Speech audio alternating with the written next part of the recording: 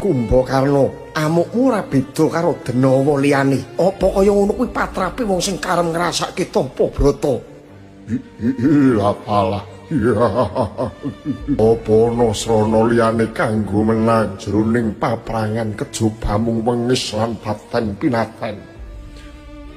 Yen ana ayu tuduhno aku Hanoman. Lah dalah kondange akeh nadyan to Denawa nanging Kumbakarna kuwi sipating brahmana ingkang suci atine.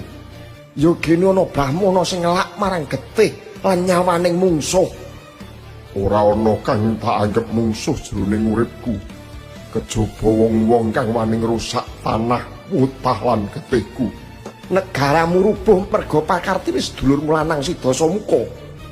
Perkarane Dasamuka mung Rama Wijaya kang pantes matrape pidana. Kowe lan aku meneng wae. Bakune yen kuwi bali aku mandhek. Yen kuwi sakwadya balan wis mbacut, aku uga ora wegah dadi pepalang. Kowe mbelani Dasamuka. Ratu Durjana sing nyidra garwane Prabu Rama. Aku mbelani tanah wutah getihku sing tok nggo jajakan sakwadya balamu.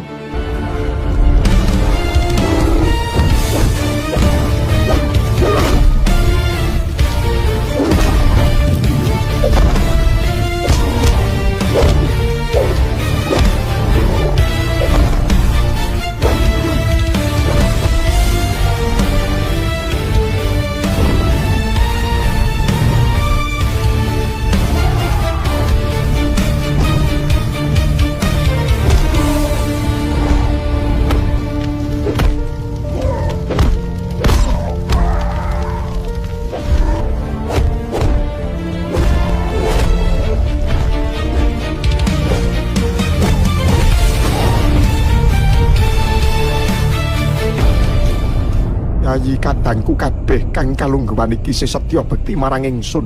Padha rungokno. Ndak kira iki pungkasaning panjangka, aku lan si Adi kudu trima kalah.